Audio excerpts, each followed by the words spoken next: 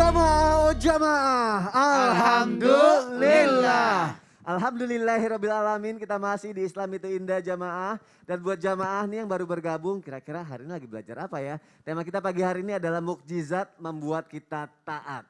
Ada tayangan lagi nih yang mau aku kasih lihat ke jamaah yang ada di rumah. Pertengkaran ayah dan anak. Kita lihat tayangannya, silahkan. Suap, Ya Pak, dari mana kamu? dari rumah teman Pak.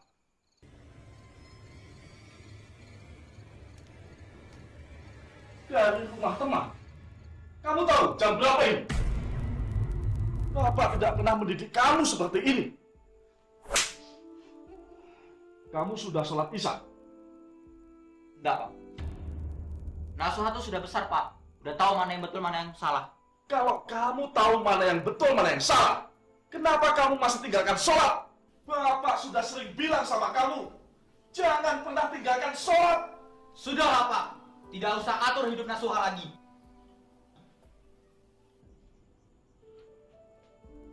Astagfirullahaladzim. Astagfirullahalazim. Mungkin di zaman sekarang ya, terkadang hubungan orang tua dan anak tidak semuanya bisa baik-baik saja ya. Mungkin faktornya banyak, ada komunikasi yang kurang terjalin atau waktu yang kurang nih buat keluarganya. Dan berhubungan dengan tema kita pagi hari ini mengenai mukjizat, kira-kira yang kata tadi Ustadz Bani bilang rahasia nih.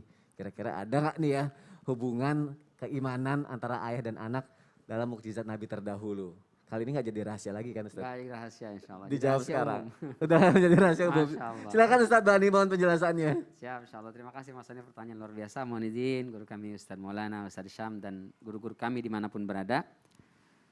Kisah yang luar biasa tentang hubungan antara orang tua dengan anak bisa kita temukan dalam kejadian yang berkaitan dengan Idul Qurban, yaitu kisah Nabiullah Ibrahim alaihissalam dan juga Nabi Ismail alaihissalam. Kisahnya bisa kita temukan di antaranya di surat As-Saffat ayat 102 sampai dengan 108. Masya Allah, Allah Subhanahu wa Ta'ala menceritakan kepada kita kisah bagaimana seorang ayah yang tinggalnya tidak bersama dengan anak. Jadi Nabiullah Ibrahim alaihissalam meninggalkan ibunda Siti Hajar dengan anaknya Ismail yang masih merah di sebuah tempat yang jauh dari tempat kediaman beliau. Beliau tinggalnya di Palestina sana, ditinggalkan di Hijaz atau Mekah sekarang. Di zaman ketika itu min ghairi zara'in. Tidak ada, jangankan orang, rumput pun ogah tinggal di sana. Ditinggal di sana semua. Masih bayi, masih kecil. Dan antara Palestina dengan Mekah kan jauh sekali. Ya, kalau Bekasi, Jakarta mungkin masih sering tengok Ustadz ya. Dekat. Tapi ini zaman itu nggak ada pesawat. Kendaraan paling cepat cuma unta. Masya Allah. Setahun sekalipun belum tentu dijenguk. Bahkan ada yang mengatakan cuma 3 kali Nabi Ibrahim alaihissalam datang membesuk anaknya. Masya Allah. Tapi begitu falamma balagha ma'ahu sa'ya. Ketika anak ini sudah tumbuh agak sedikit besar. Sudah bisa diajak kerja bareng lah. Ada yang mengatakan 12, 11 sekitar itulah usianya. Lalu datang sang ayah ini bertanya. Ya bunayya inni ara fil manami anni azbahuk. Fanzur madza tara. Wahai anakku tersayang, dalam bahasa Arab itu ada panggilan itu namanya litalattuf. Panggilan menggunakan sebuah ungkapan atau kata yang menunjukkan kasih sayang. Kalau ya ibni, itu kurang. Tapi kalau ya bunayya, itu menunjukkan kasih sayang. Dari cara manggilnya Nabi Ibrahim menunjukkan kasih sayang. Ini mungkin pelajaran buat kita sebagai orang tua. Pilih kata-kata yang anak ini kalau dipanggil dia tak langsung tahu. Ini panggilan sayang nih. Ini panggilan kesel nih. Wah ini panggilan marah nih. Gitu. Ya bunayya inni ara fil manami anni azbahuk. Wahai anakku, aku melihat dalam mimpi. Yang aku yakin mimpi itu adalah wahyu dari Allah. Anni azbahuk. Apa mimpinya wahai ayahku? Aku menyembelihmu. Masya Allah, enggak tanggung-tanggung. Menyembelih. Ya Allah, bukan ngajak sini, bukan ngajak sini, bukan nyuruh sholat. Dipotong lehernya. La haula wala quwwata illa billah.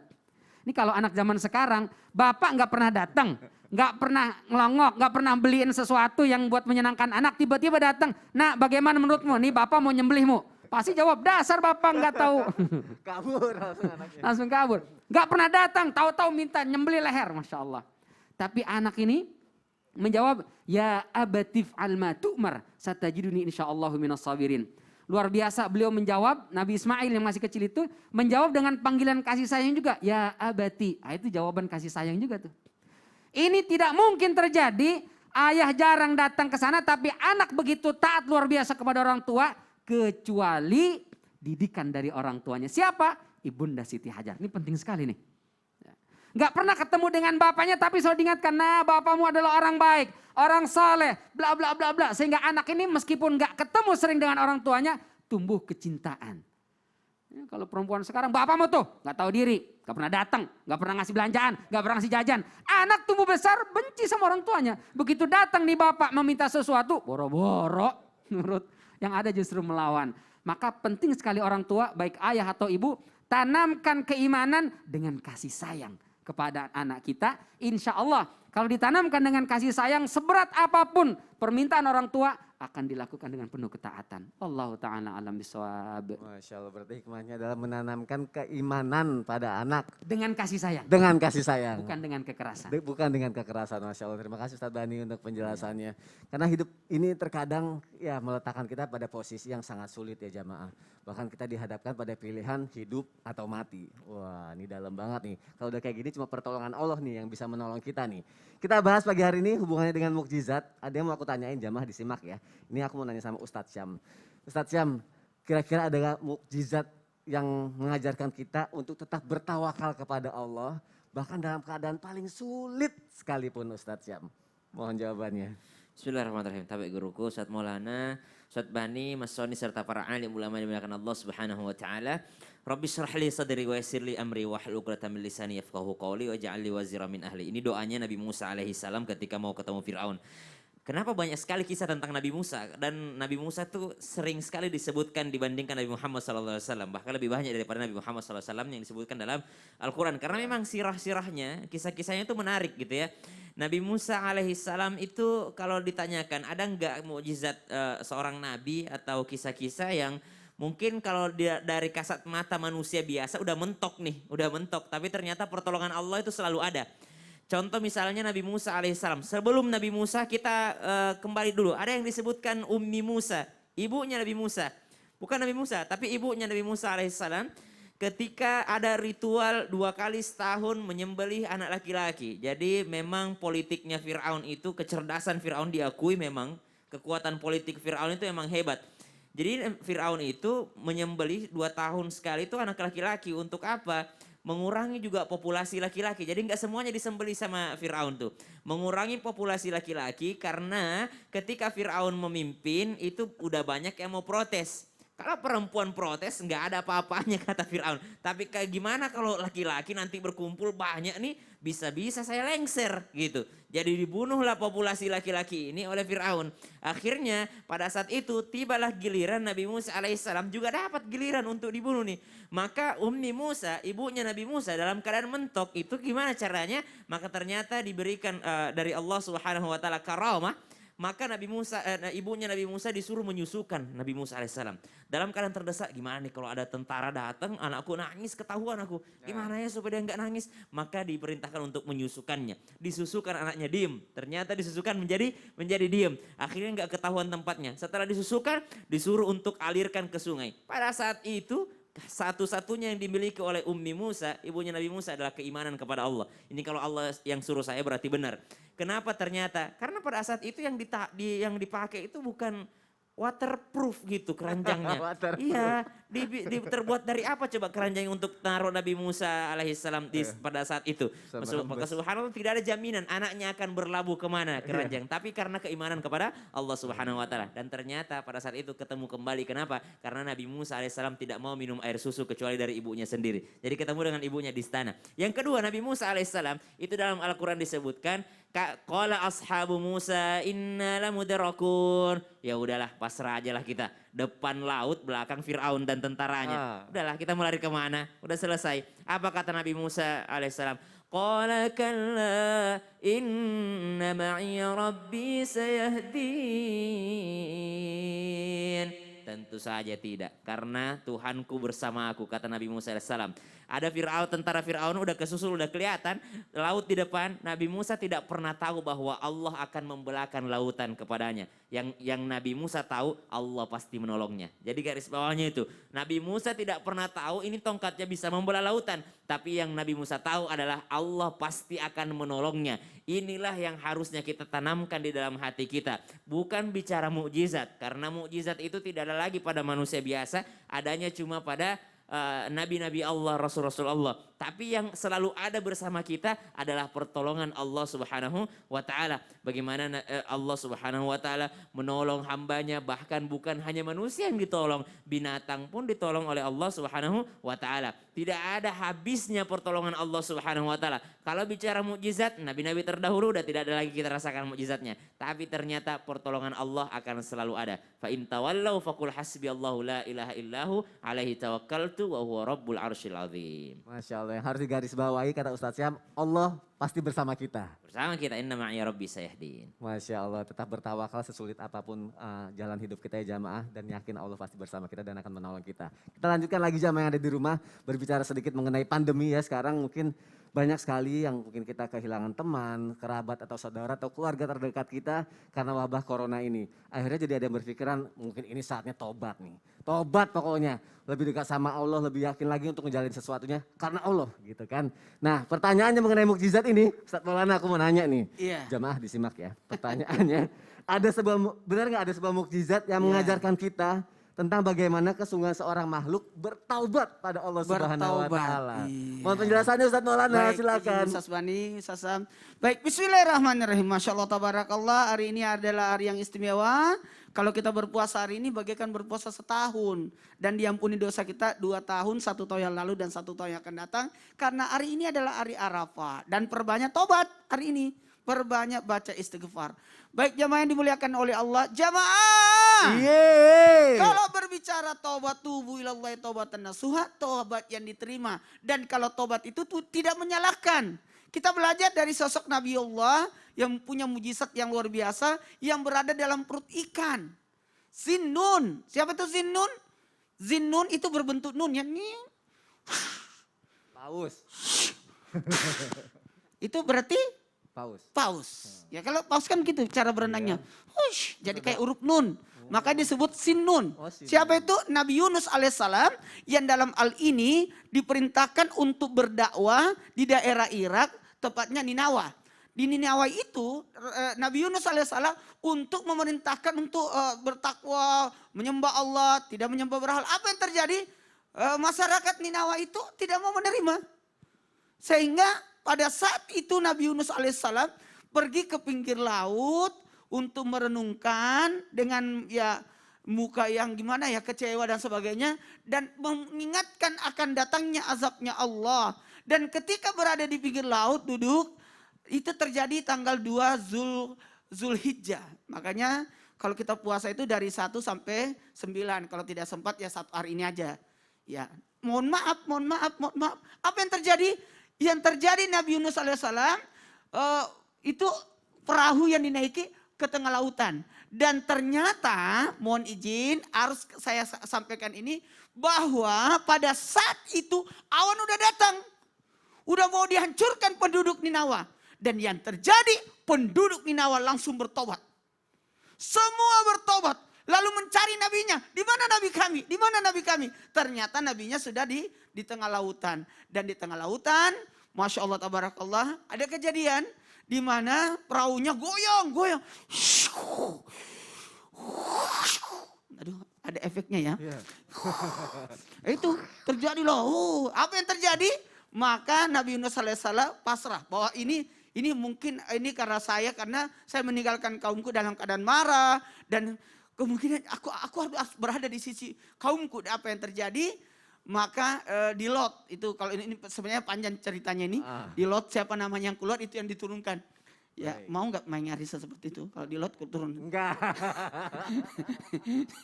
Lalu pada saat dilempar ke lautan dimakan oleh ikan. Dan ketahuilah di dalam perut ikan Nabi Yunus alaihissalam itu bertaubat.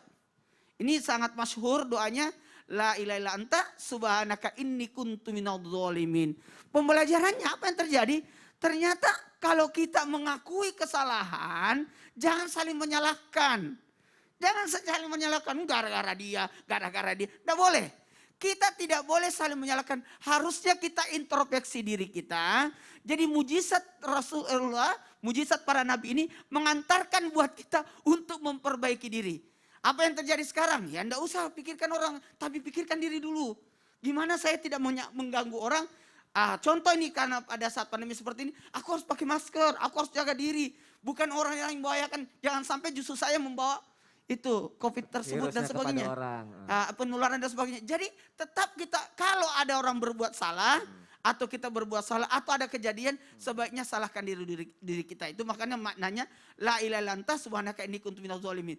Ada riwayat mengatakan di dalam perut ikan 40 hari. Karena nanti keluarnya di tanggal berapa? Di tanggal 10 Asyura atau 10 Muharram baru keluar. Dan itu pun merangkak diceritakan sambil buah yang dimakan ada buah labu yang pertama. Kemudian susu kambing yang diminum pertama. Oh, baik.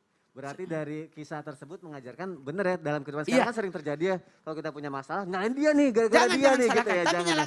coba bertobatlah. Makanya Introspeksi. bertobat, introspeksi diri sendiri Iya. ya. Masya Allah. Ustadz Maulana terima kasih untuk penjelasannya. Semoga Iya, kita bisa introspeksi diri sendiri kalau misalnya kita punya masalah ya. Iya. Tobat sama Allah, insya Allah kasih jalan keluar. Jazakallah Ustadz Maulana, terima kasih untuk penjelasannya. Kita lanjutkan lagi yuk jamaah yang ada di rumah. Kira-kira ada nggak nih mukjizat yang dimiliki oleh Nabi Muhammad SAW yang jarang diketahui sama banyak orang nih. Dan bagaimana juga kita menyikapi peristiwa mukjizat yang terjadi pada zaman Nabi terdahulu dalam kehidupan kita sehari-hari pada saat ini. Kita dengarkan yuk tausiah dari guru kita Ustadz Syam. Silakan Ustadz. Bismillahirrahmanirrahim. Tapi guruku Ustadz Maulana, Ustadz Bani, Mas Sony, kira-kira Son, ada nggak kira-kira mukjizat Nabi Muhammad SAW gitu? Banyak nggak kira-kira nih? Banyak nih. Banyak, tapi kita tuh cuma sekedar lewat aja, sekedar menjadi kisah aja. Iya. Itulah kenapa mukjizat Rasulullah itu adalah Al-Quran. Karena Al-Quran itu berlaku sepanjang masa di mana saja.